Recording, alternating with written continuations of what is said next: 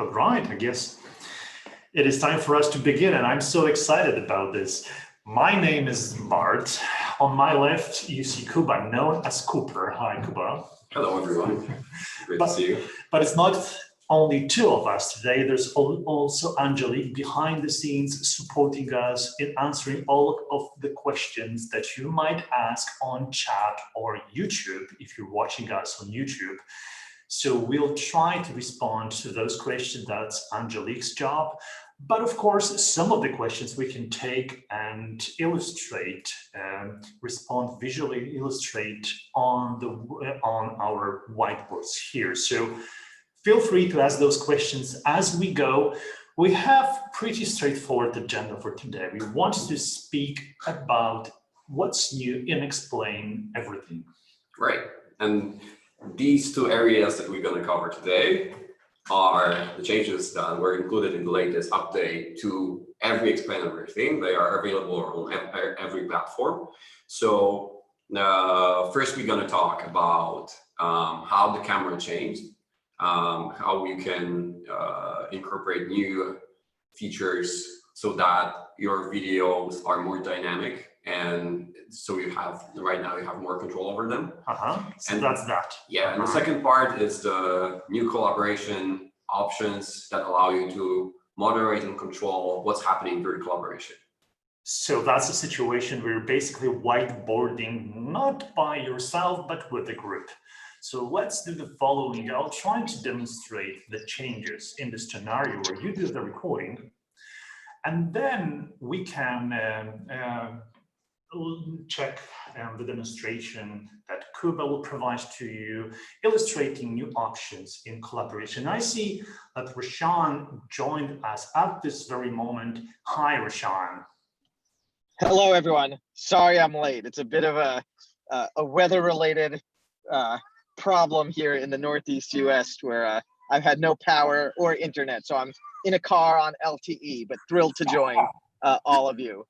But it's great that you were able to join despite those odds. So Rashan, before we get started, can you, as one of the co-founders of Explain Everything, explain to the audience why we actually implement those changes? What is it about? Well, I think it's important to have some perspective here, right? So in about, I don't know, 14 or 15 days, it'll be Explain Everything's 9th birthday. That means 9 years since the first version of the product was available to people. The first version was an iPad-only application, and it was a very powerful whiteboard at the time, and its best, or its kind of most intended purpose was around whiteboard recording. And we started to layer on more and more onto that initial idea. For example, the infinite canvas, as well as being able to use the Zoom tool to zoom out of your recording while bringing stuff off the canvas, which later became known as Stealth Zoom. And then as we added collaboration, that added all sorts of other layers on top of the way that we'd been building the tool. So what happens now 9 years later is what was initially a whiteboard with recording that also has all of these cool Zoom options and all of these cool collaborative options. We realized that not many people are trying to do all of those things all at once for the same at the same moment. And if we were rebuilding the tool from scratch for those different types of purposes, making a whiteboard video, broadcasting over a web conferencing tool like Zoom or Teams or Meet, or collaborating on a whiteboard, we would probably think of the tools differently. So having the Zoom tool now simplified, but the same outcomes of the Stealth Zoom now being able to be utilized in other ways. You can hear my kids in the background too, of course. They've come along on this adventure. And then having the camera tool dedicated so that when you're making a video, you can be really intentional about what your audience is seeing. And then I think what you'll see from Kuba and Bart's demos are when you're collaborating, it's really feeling like a much better facilitated and managed experience, both for host or owner and participants. So, you know, if we were thinking about all of these outcomes 9 years ago, I think this is exactly the way we would have started the build. Of course, we always have refinement and improvement to do, but we believe that by kind of refashioning the Zoom, the camera, and the collaboration this way, it's going to be a better experience for everybody. Absolutely. And I think you would agree with me that the mindset that we have when reimagining tools and reimagining Explain Everything altogether is that we don't take away what was possible before. By those changes, we're perhaps changing some functionality, but we're not removing the use cases. We're rather simplifying existing use cases and perhaps adding some more possibilities on top. Is that the right way to put it?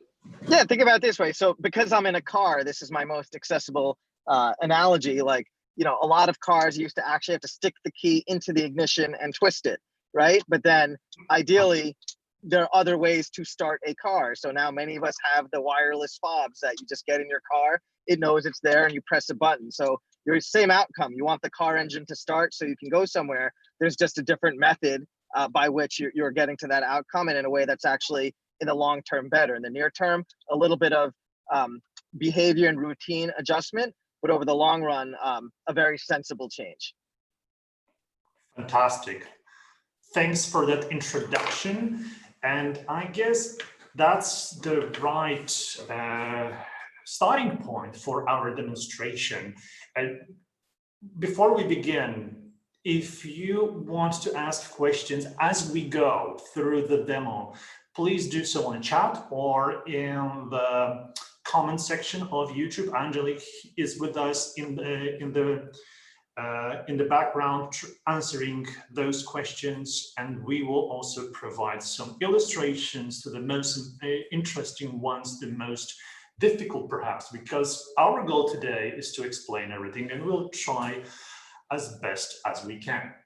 So without further ado, let's move to this first section of our presentation. That is, we're going to speak about the changes in the recording. So as Roshan mentioned, this is actually a use case that we started with when creating Explain Everything. So to demonstrate new features and new options, I'll move to this slide. And as you see here, I have some TV control screens for fun, where we can demonstrate the tools and the changes. And the most important thing, if you think about camera and if you think about recording your whiteboard, is that you don't have to think about the camera anymore, right? If you want to play it simple, all you need to do when recording most of the time is just use the Zoom tool. So if you're not using this new button that I will cover shortly, this one here, if you're just using Zoom to pan around, to move across the canvas, as I do now, I just push this button and I zoom in to this screen number 3, to this Soviet screen number 5. If you just do that, you're good. If you start to record what you do with Explain Everything, with those objects, it will be reflected in a final video. So if you want to play it simple, you can skip the remaining section of my explanation, because that's what you need. And that's how simple we wanted when we were redesigning this feature. However, if you want to have a precise control over what gets in the video frame of the video that you're making, you can activate with a single button quite stunning option. So this is the button that I want to demonstrate the functionality behind this button. So once you press it, what happens is that you're kind of like, you zoomed out a bit, and what you see now is a new frame on a window. That's the camera frame that I'm moving now with my finger. So this actually, I should explain one thing for you. When I touch my screen, you see those circles now.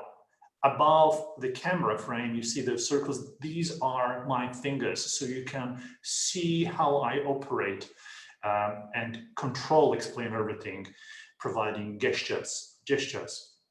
So back to the camera frame.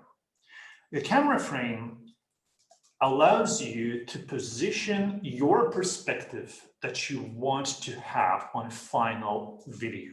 So with simple grabbing of this frame, you can grab it with a handle here, or you can grab it by the frame. For now, I'm using 2 fingers to scale it, right? You can control the camera movement.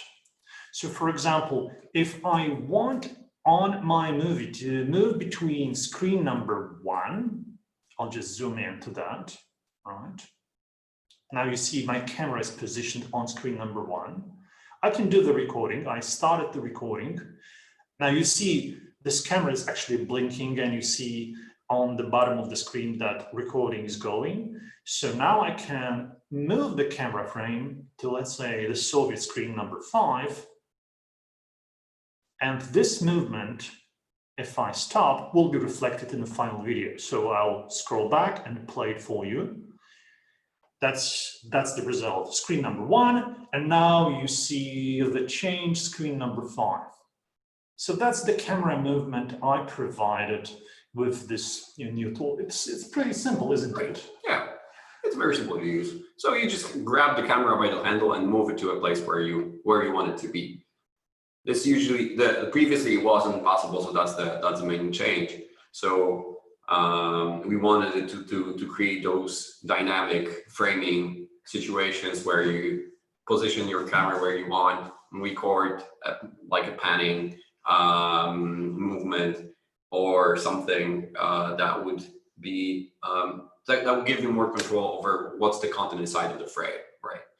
Because previously, because Bart was mentioning the zoom tool. So if you could go back to this simplified recording thing, right? Just with the zoom tool. Just with the zoom tool, right? Because if Bart pressed record right now, let me do it. I'll remove this recording, and okay.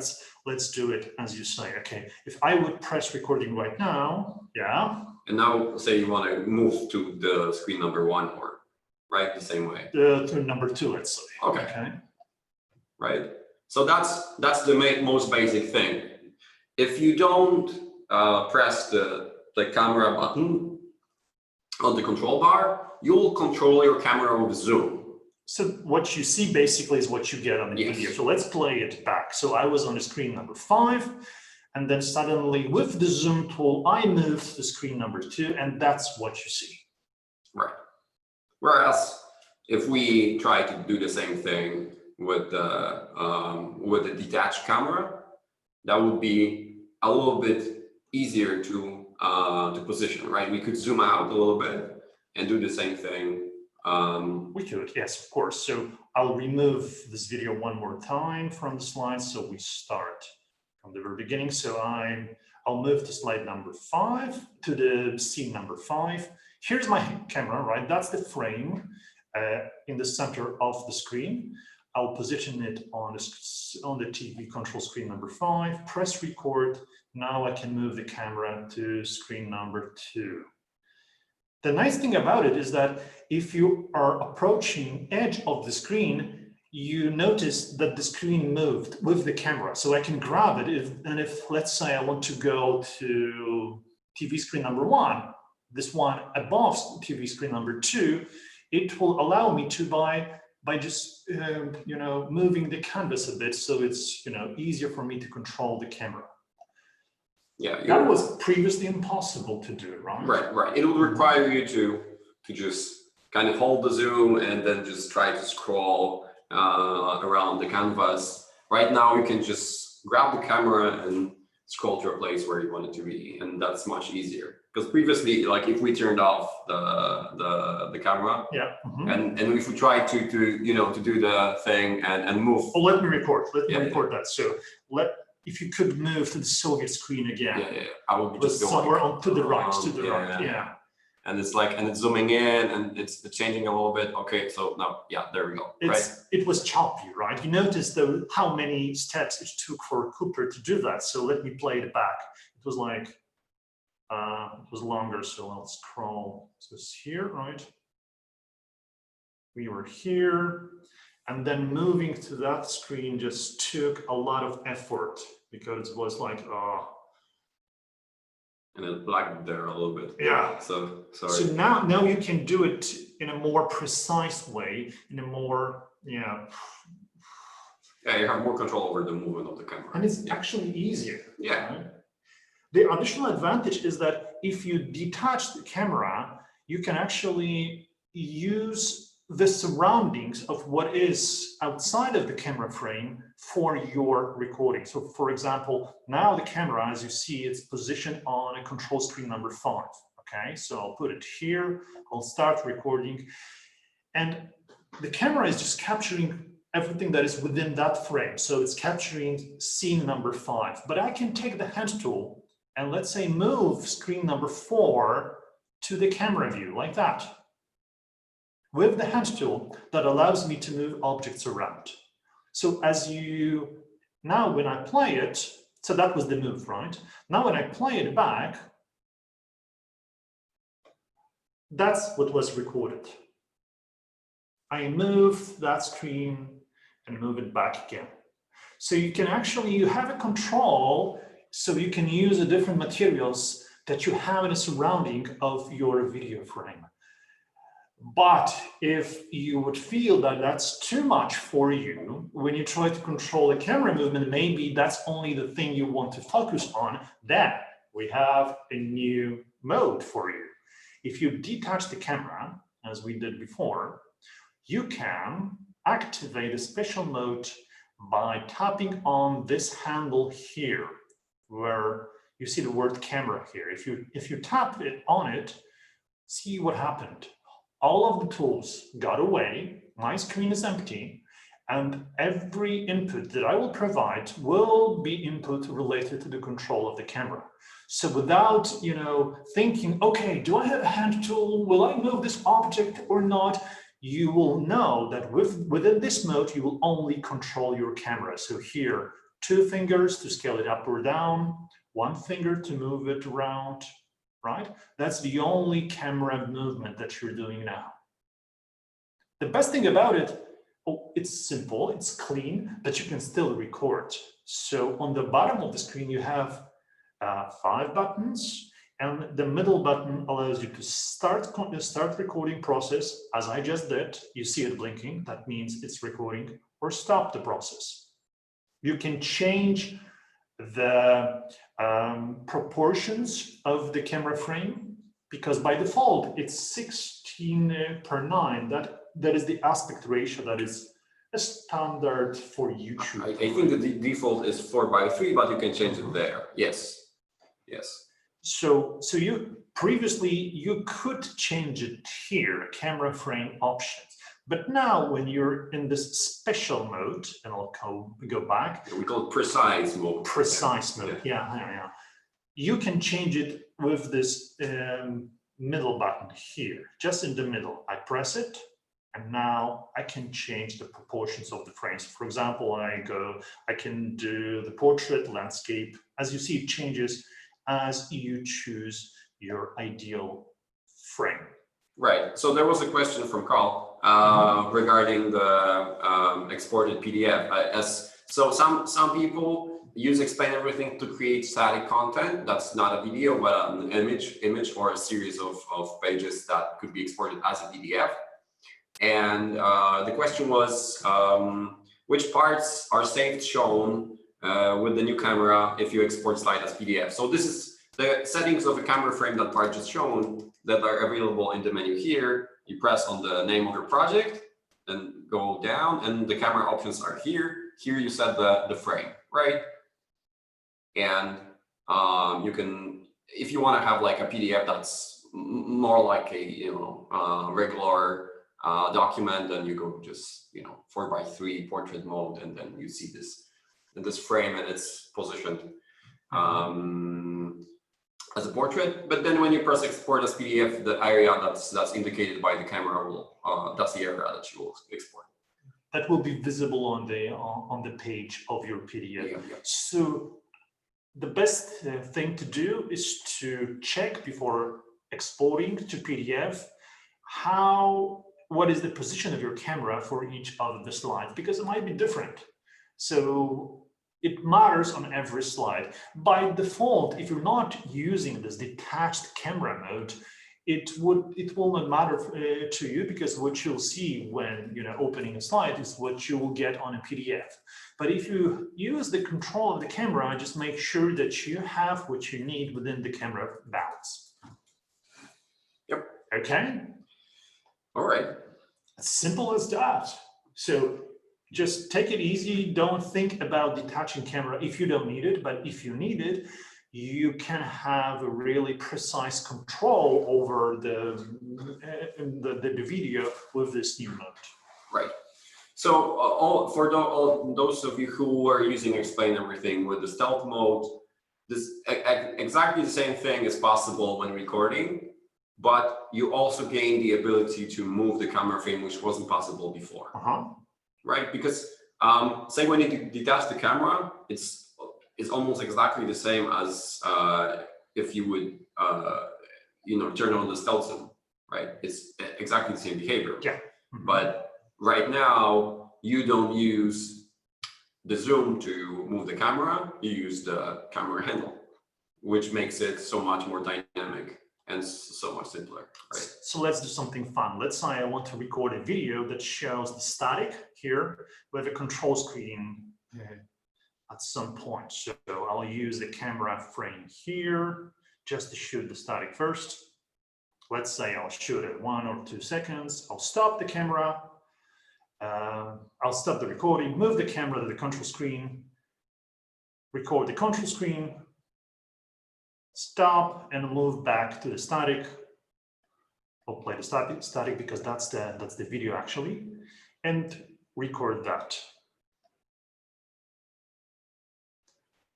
So now I just moved my camera from one scene to another, so the resulting video will be this, then the control screen, and then the static again. So if you like to create a cartoon-like recording, yes, you can do it easily. Just position your content on the canvas, as I did with those control screens. Think about what you want to record, reposition the frame, and capture the animation as you want it. I think that's pretty cool. Yeah, yeah. And it's very fun when you do a voiceover over like a comic strip. Yeah, you can do that as well, right? Yeah. So you just record a frame, do the talking, turn off recording, and do the talking. I recently saw a documentary about how they made Lord of the Rings. And they were using this kind of like storyboard that we're having voiceover. So this, if Peter Jackson only knew. It would be super simple, All right. All right. Do we have any other questions related? Regarding camera, no, but feel free to ask in the chat or on YouTube. We'll be happy to answer. Okay. So we're done with recording, and now we'll move to the new options in collaboration. Right. There was a question: can we export recorded video to iPad local storage? So yes, of course, it's possible. Yes, yeah. All you need to do is to press this button and select the second option, because the first option to export video would actually create web video link. I started that, but I don't want to do it at this point of time. So first option renders the video in the cloud. So you immediately get a link that you can share with others. And we do the heavy lifting of rendering the video. But if you choose the second option, that is export, you can select video from here. And by this, you will start the process of rendering video on your device. And then you can select photos as a local storage or files that would go to your storage as well. Yep. So that's how you do it. Then the rendering is made on the iPad. Super simple. Yep. So Cooper, could you tell us about changes in collaboration? Yes, I'll be happy to. We'll just switch a little bit. We'll switch the screen a little bit. So you can see both iPads of ours, because we'll need them for this part of the demonstration. Right. So hopefully you'll see the interface. If not, please let us know in the chat. So we'll have more control. So you should see two iPads now. I'm using iPad on the left and Cooper's using iPad on the right. And you're going to put yourself into shoes of teachers, that is the host of the session, right? Right. So, so what I want to do right now is I have this school project right here that we've prepared. So this project is a very, very, very simple exercise made just for this presentation. It's not very complicated, but I just want to focus on how this is gonna interact with participants and how we wanna we wanna invite them to this project so they can work with us. We want them to do the exercise. We want to be able to see what they do. And we also want to then let them show what they did by giving them the ability to talk and lead the collaboration with us. So what I'm going to do right now is I'm going to just press this button on the top right here. It's an invite button. This is a local project on my iPad right now. Right. So by pressing this button, I will make it a cloud project. So this means that other people will be able to join in. I'm not going to focus on the settings of this particular screen. We just want to tap start in the right hand corner of this model. So I'll just tap start and say explainers assemble. Yeah, so this will make my project a cloud project, and other people will be able to. You can basically tell that it's a cloud project because there is a code in top right corner of your screen. So on the left side, you see me using the code to connect to the same session as participant. I see the thumbnail of this project, preview of this project. I can tap edit here to join your session as participant. So we want Bart to be able to join in right away. However, I'll jump right in into explaining how to invite people in a second. Right now, because I didn't explain one more thing. When I joined into the project, currently you will be asked if you want to join in with your microphone turned on or off. So you want it to be turned off when you are interacting with your students inside of the classroom. But if you want to use the voice chat, Explain Everything has it, so you can just invite people and talk during the collaboration.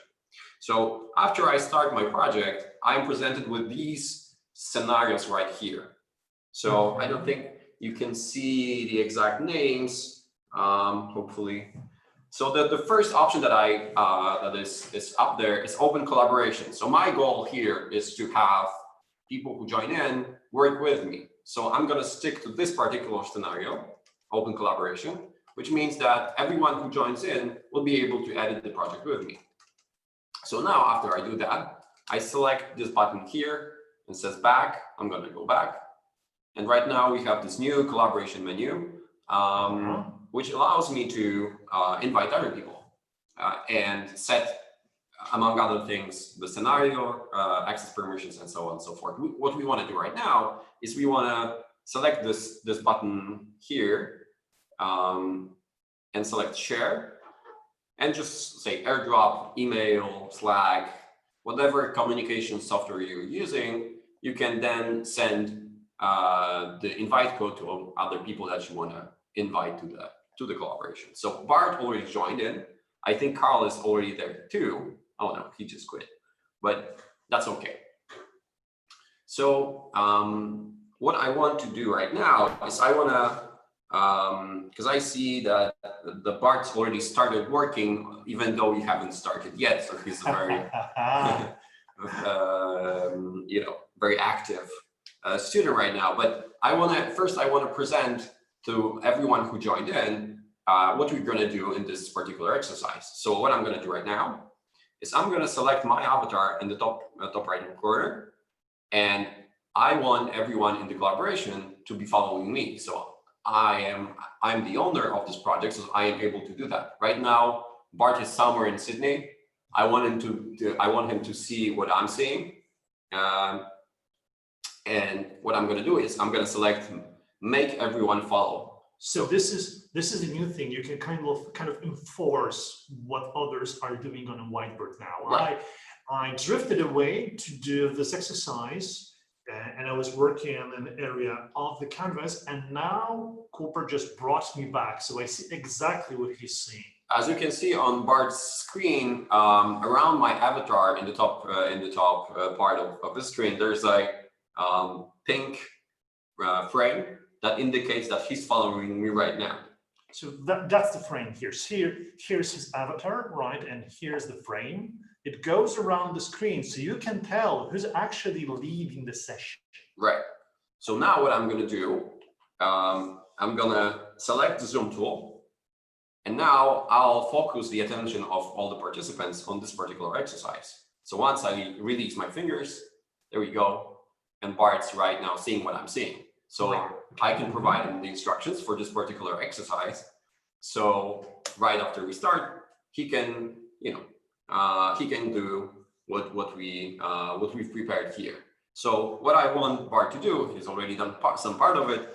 I want him to pick a country, name it, find its capital by any means available, web browsers, documents, photos, and then add a picture of the capital. So right now, pictures. I forgot the pictures. Please continue. I wanted to focus on the agile student. Sorry. Yeah, I wanted to focus on the unfollowing. So I'm gonna grab Bart's attention back after he does the picture thing. And then we'll show you how students or participants can unfollow me, because Bart did it really quickly, so no worries.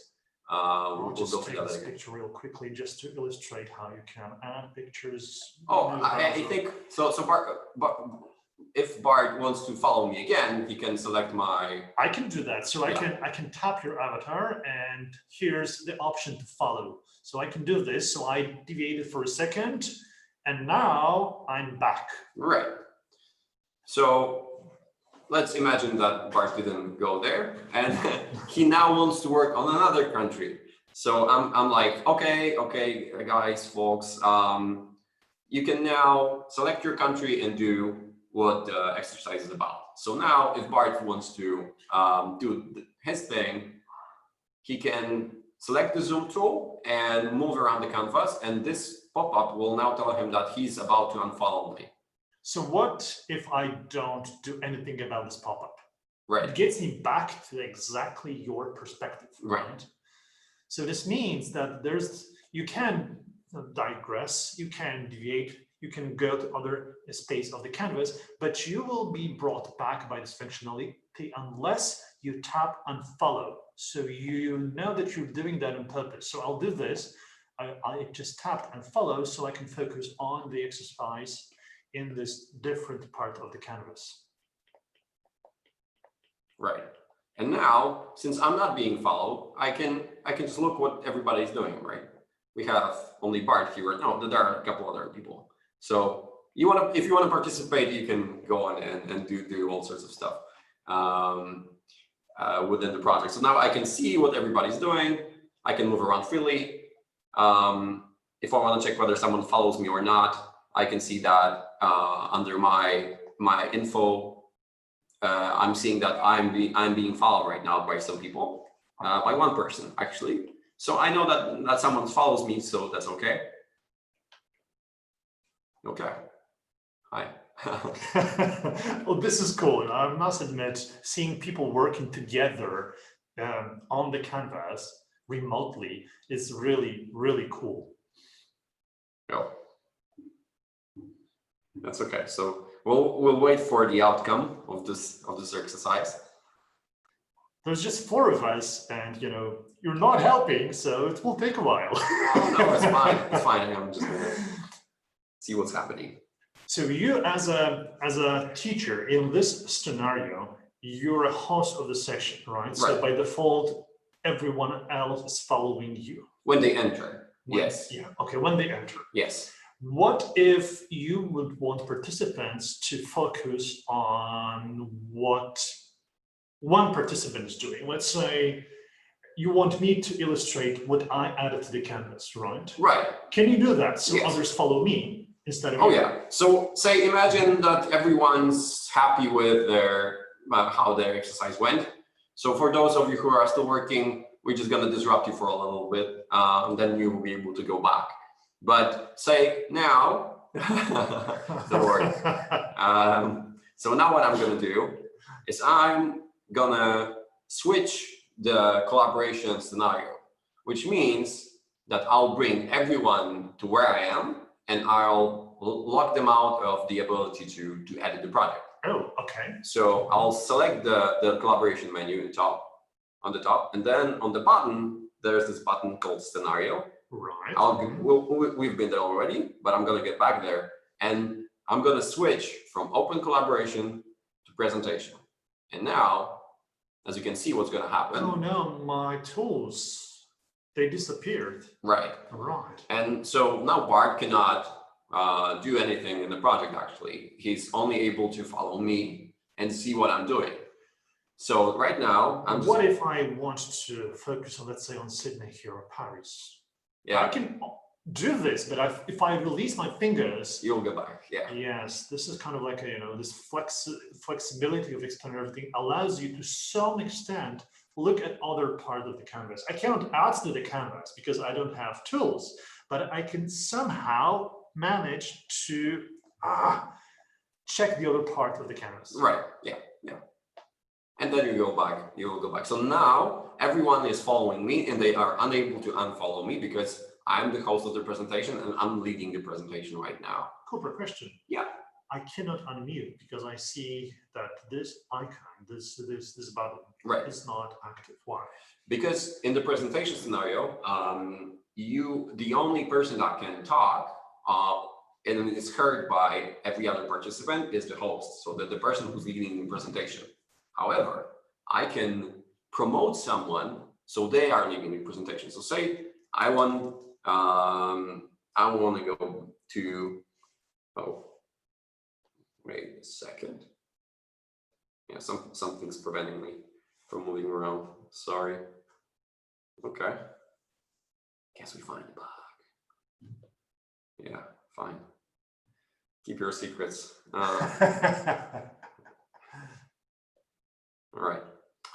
Yeah, so we are here, and I'm talking to Bart and say, Bart, I want you to show us which country you picked and talk more about how did you find the capital of the country and where did you find the picture? Yeah, happy to. Just bring my tools back, please. Right, yeah, of course, I'll be happy to.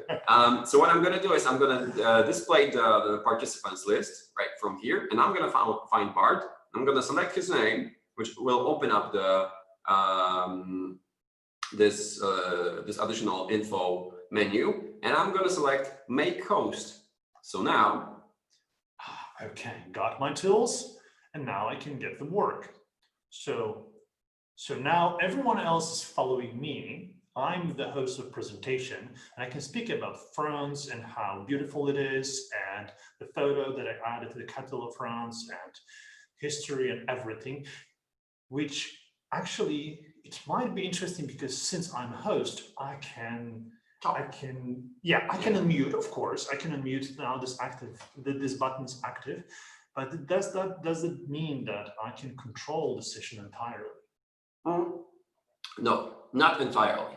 So I am the owner of the project. So I made it. It's on my account. I invited you to it. So this means that I always have the ability to take away the host from you and, to mute you, to disable the access permission, to essentially disable the project or even delete that. So you don't have the access to it, right? So the options I have here in this menu are limited. Yes. These are not the full options that you have, but yes, I can select someone else. Yes, exactly. Because you have the invite link, I do as well, but I cannot change the access permissions, I cannot add people or change the scenario.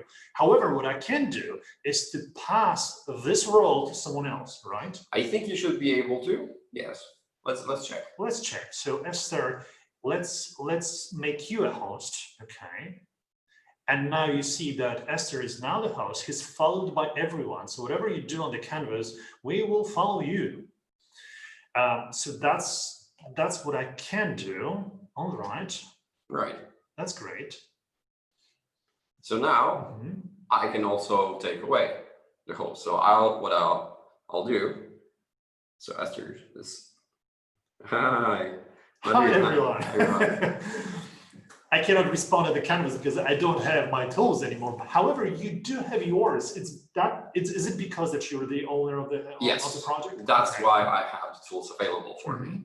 So I can reply to that. Hi. Oh, that's not even color, I guess. Yeah. Right. Great. Awesome. So now when I want to get back the ability to control the presentation, I can select my avatar and select become host. There's one thing that we didn't mention though. Say, if we are talking here in the classroom, you are also, as a participant, able to ask me to become a host. Right. How do I do that? So you select your avatar, my avatar, sorry. Right, because you're the leader now. I'm I the can leader, see yeah. by the frame. Oh, no, I think we are not, because we are in the presentation, sorry. Okay. Unless, wait a second. Yeah, I think yes. That's why. Let's switch to open collaboration. And if you could try that now. Okay, request host permissions. Okay, so in presentation you cannot actually ask for becoming a host. Yes, and the reason why is because if you do that during presentation, it would distort the presentation a little bit. So right now, You're right. Mhm. since we are in collaboration, we're, it's a very open-ended environment. So now you can just request host permissions and something will appear on my screen. Okay, so I sent you the request. You have this notification. You see Oh, it. It disappeared. Yeah. Yeah. Request sent. So now I think you cannot do that again. But if we, if you talked. Okay, I'll send it again. There you go. So now you made me a host. Yes. Okay, fantastic. So that's really handy. So we spoke about two different presets.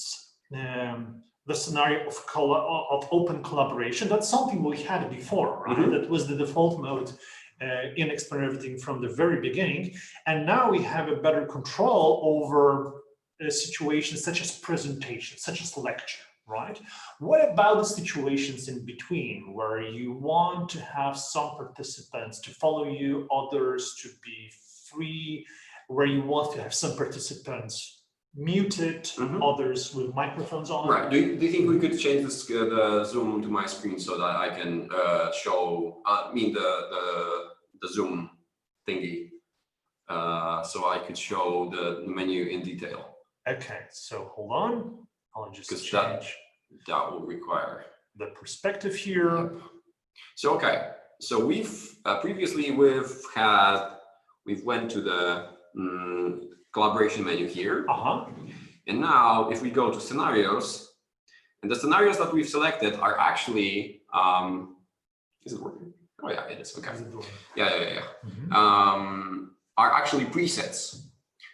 So these presets are sets of rules that we've picked for you that work in two most common scenarios. So if I want to see what's actually changing underneath the preset, I'm gonna select customize right here. And then you'll see that under the collaboration rules right here, all the toggles are now off. So, these are not currently enabled. These are not working. These are the limitations that you impose upon participants. Right. But if I switch to presentation, you'll see that they are all turned on, which means that all the limitations are enabled. And, it's the most, limiting of the presets, right? Because all of the rules are imposed right now. So, but let's switch back to open collaboration and say, I want to be able to work with people that are in the collaboration, but only on the thing that I'm seeing. Say, oh, that's interesting. That would be like a workshop scenario, right? Yeah, say we wanna talk about the Chinese flag, right? Okay. So you set the stage and you want others to collaborate in this very part of the canvas. Right. Okay. So I go to let me do that again. I'm gonna open the collaboration menu, open the scenarios, then customize, and then select always follow the host. Okay, you are the host now, so I'm gonna take away the host from you. So well, okay, And now, That's even fine. though Bart still has the ability to edit the project, he does not have the ability to unfollow me because we've selected always follow the host rule. Okay. And that applies to anyone else? Right? Yes, Okay. yes, do everyone. Yeah. So you can mix and match those on the fly. So depending on how you wanna go with the collaboration, you can just switch it on, switch it off as you go if you need to. So that's the customization of those scenarios. So now there are about 8, I think, current scenarios that we have. We've picked those 3 that are in the scenarios menu just because they were the most popular ones. So right. Cooper, question.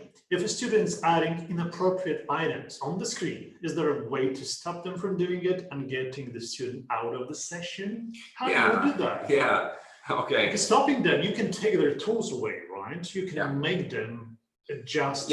Say just this one, right?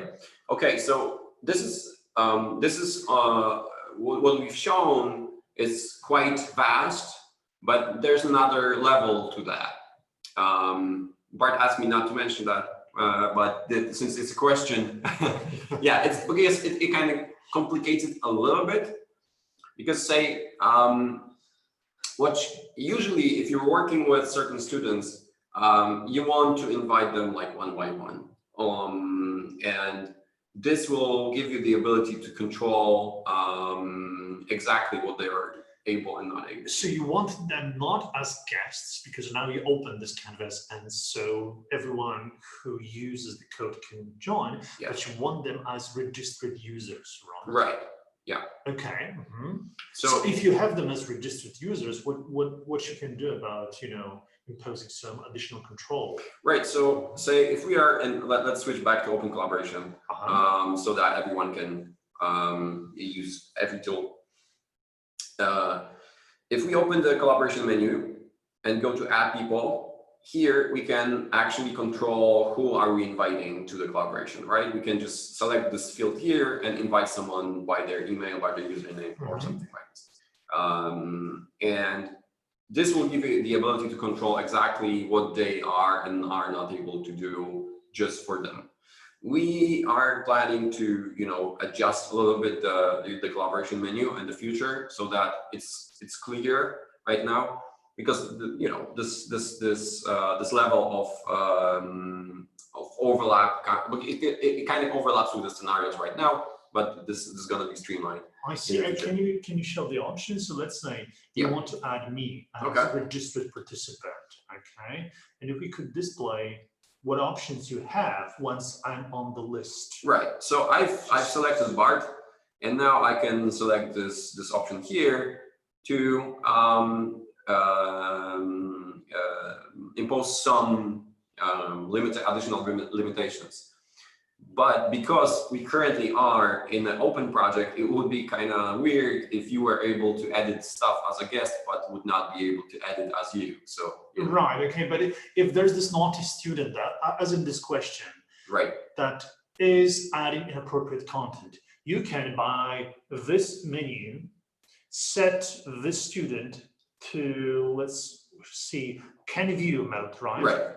So he can only view what's happening independently from the scenario that you're using. If it's an open collaboration, he will still be locked in without any tools, right? Right. But cool. To set it up properly, you would have to the project would have to be have a little different access permission set, right? Because say, okay, I'm going to show it that way. If we open the menu and go to access permission, if anyone with a link and edit is on, then you will not be able to limit those. Yes, because you can restrict a specific user, but this user can, log out and log in as a guest. Yeah. Then this setting will override those restrictions that you applied, and the guest can edit. So yeah. So that's a deep dive. So if you don't, What about removing someone from the project? Yeah, so that would be the same thing, because right now we have open, the access permission to the project is open. Anyone with the link can edit. So what I'm gonna do right now, sorry about this, but we're gonna do the same thing again. Don't kick us. Just tell us what you would do to kick everyone else. I would select everyone out. I would select the last option on the bottom. Okay, and this would remove us from the collaboration. Since there are 5 of us on this session, let's not do it. Just take our word for it. It will kick everyone out. Everyone out. Right. There's another question. What if there are more slides that you want to use? Well, let's add a slide and see what happens. And I will expand this view so we see both iPads. Okay, so we can demonstrate what happens. So you'll see again, Cooper on the right, me on the left.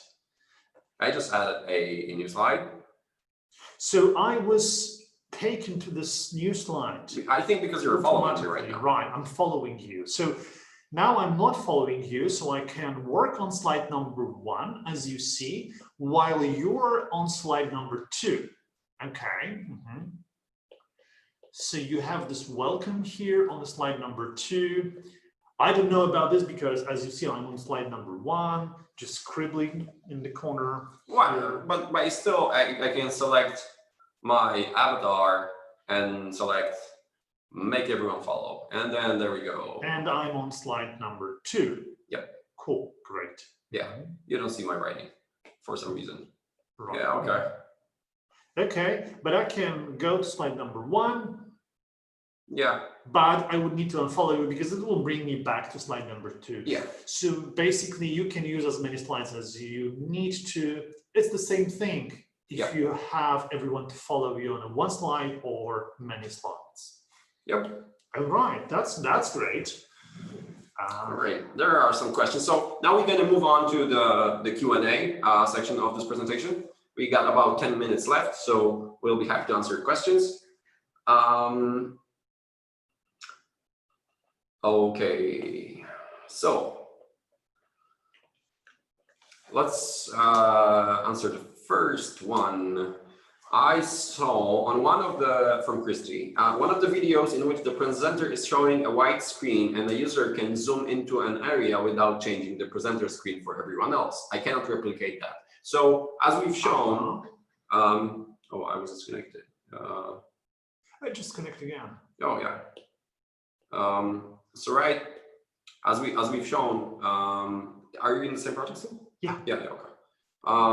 As we've shown before, if I set the collaboration to, yeah, that's cool. Wouldn't that be a surprise if we didn't have any errors during the presentation? Hold on, I know why. Oh, you shouldn't have. Really? There was the notification. I think that was the problem with this notification. Oh, right. Something we can resolve, so don't worry. We're just looking for situations as such so we can remove remaining errors. Sometimes those are visible. Yeah. Yeah, okay. Yeah, I think that might be something wrong with my internet then. And that's why you lost the connection, I believe, you know. It might be the problem on your... Okay. Yeah. So the question was, I saw on one of the videos in which the presenter is showing a wide screen and a user can zoom into an area without changing the presenter screen for everyone. Right, so that's what we did actually. Bart was able to unfollow me, but you just want to make sure that that the scenario allows for this, right? Yeah, that the rules does not say always follow the host right here. Right. So I did that now. On the left screen, I just unfollowed and I moved to the other section. Right, because I can zoom out, hopefully. So everyone else is like seeing what you're seeing because you're the host, and I unfollowed. Okay. So that was that. That's quite easy to do. Because I can be here and Bart can be somewhere else, and then they can do whatever they want. I can always bring them back to me by selecting make everyone follow. If you feel like people are just roaming around the project and you don't want them to, you just press make everyone follow. And if you wanted to keep them there, select scenario, open, customize, and select always follow the host, and there we go. Cooper, there's one question that we quite frequently have. If I try to add a browser, it works. However, I cannot show a YouTube video. It shows up on my end, but the audience cannot view it. Right, because so it's a technical aspect of how browsers work and explain everything. That we have an article on our help center that goes into detail. Essentially, what happens is that explain everything does not really work very well with super interactive dynamic content that's from somewhere else, right? With the videos, it's much easier because the server has the file and so on, and with PDFs and images, it's much easier. Though with the browser, what Explain Everything does is captures the state of the browser in intervals, right? So from time to time, there's a snapshot of a browser, and then it will be sent to other participants. So that's why the video might be choppy, or the state of the browser is not exactly as you would see, right? So that's the icon that enforces making a screenshot that is sent when you're using a browser. So what we sent is a series of snapshots of what is visible in the browser, and that's why YouTube clip does not play well. But to be very honest, the best thing to do would be to have a clip that you can put to the canvas as a video file, so it then plays for everyone independently from the platform they're using, because it also applies to browsers. So try to take a clip from YouTube if you have an option. There are many options to download the clip that you need during collaboration. Just put it to the canvas. Right. That would be the workaround. Yeah, because it's much easier to just have a video. No problem. No problem. It's one of those questions that we actually answer very often. So we know that people are expecting it to be very interactive, though. Yeah, if you see other whiteboards,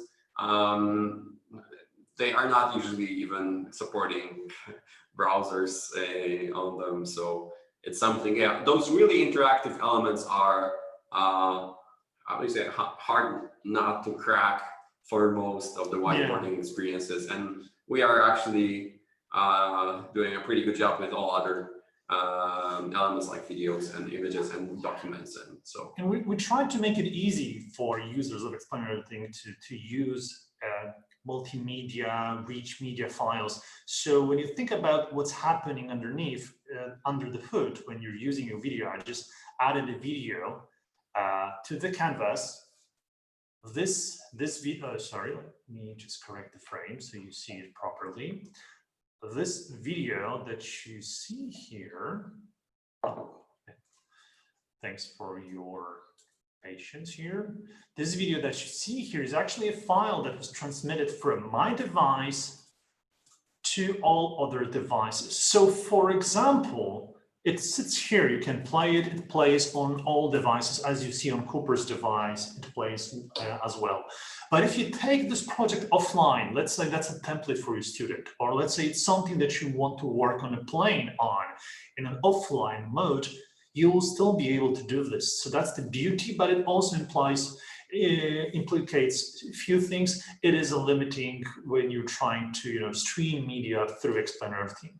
We have a plan to improve those features. So playing clips that are streamed is possible, but keep in mind that Explain Everything goes with recording, and we need to be able to, use the content that was in the recording, play it back and forth, rewinding. Think about those elements that makes Explain Everything so unique. So it's sometimes just restricting us from making some choices when certain types of media could be used. And for those of you who haven't been playing with Explain Everything recording yet, one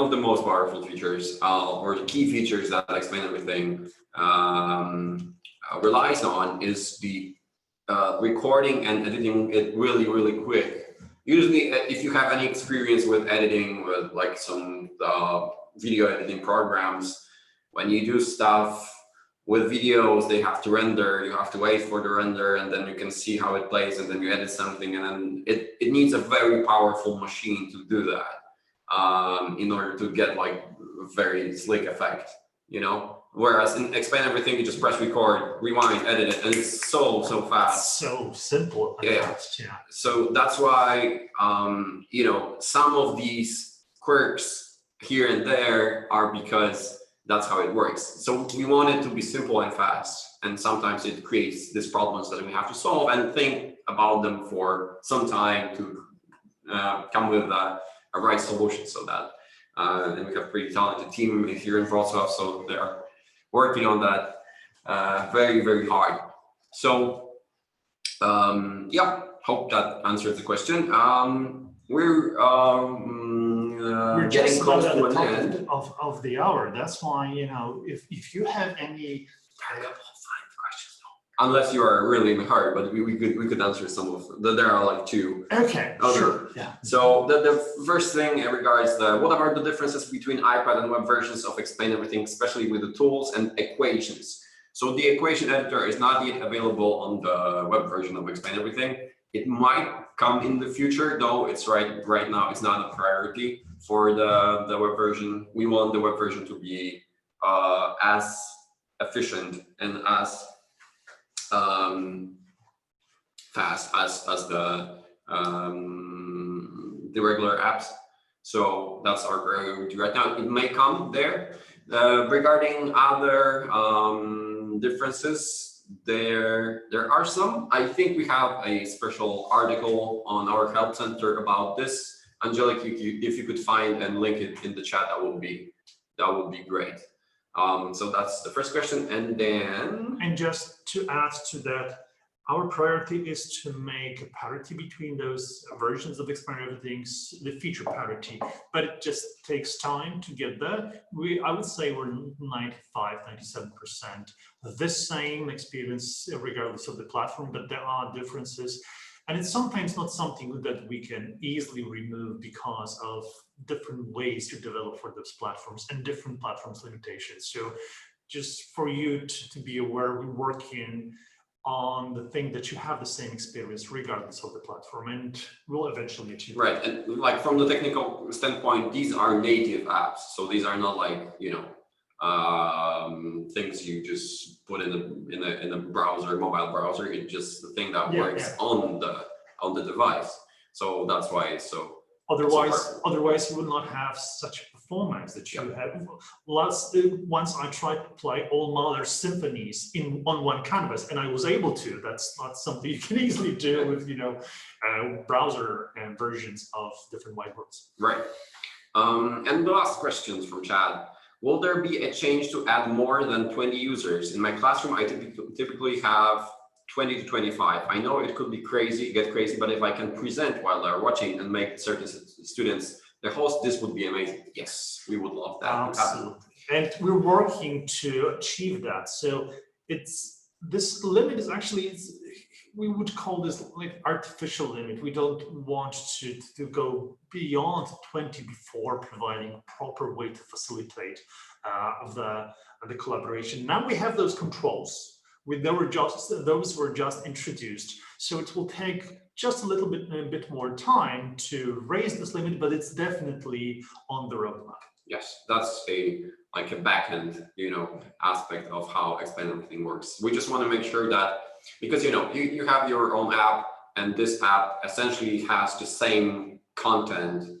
That it's not just your screen, like if you were using Zoom like we are right now, you're just seeing our screen or our camera, right? It's not the content. Whereas if you launch Explain Everything on your app, it's the content. So, you know, a video is on both devices at the same time. So we need to synchronize between them, right? So that's the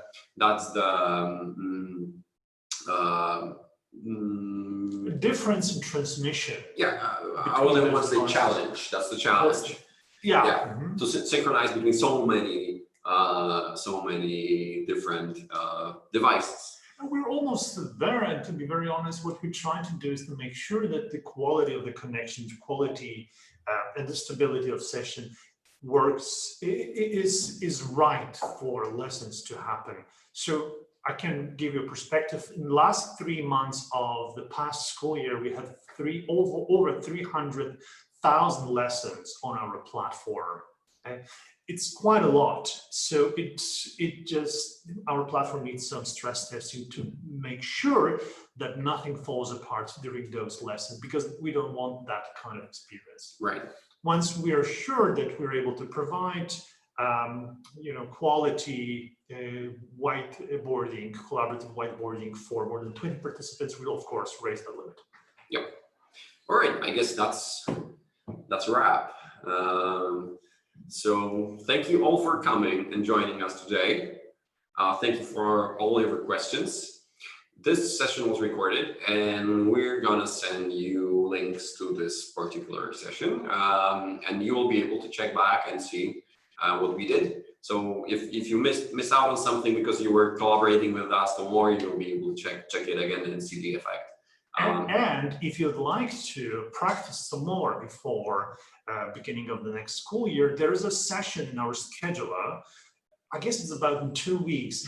That will be a session where we'll focus on hands-on experience. We'll do the breakout rooms with people in different rooms. Those rooms will be, moderated by us. There'll be several participants of our team, so you can join us and just practice to see from the perspective of participant or the presenter, how was it like before you put, before you try to use Explain Everything in, real classroom setting. So we invite you to come to that webinar or others that we will soon put on the schedule as well. Right. Unfortunately, Roshan couldn't come for the closing thoughts, but we sent all the good thoughts to Roshan. Luckily, he was able to connect with the beginning, so that's great. Yeah, that's awesome. We hope that you liked it, and we hope that we were able almost to explain everything. Maybe not all, but at least a lot. If you have any further questions, please reach out to us and we'll be happy to answer. And I'll see you on the next webinar. We hope that you will join us. You'll definitely, after having some fun with the new features, you'll definitely have some questions, we believe, because there are so many coming. So please join us, and we'll see you soon. Thank you so much for coming. Thank you, and goodbye. See ya.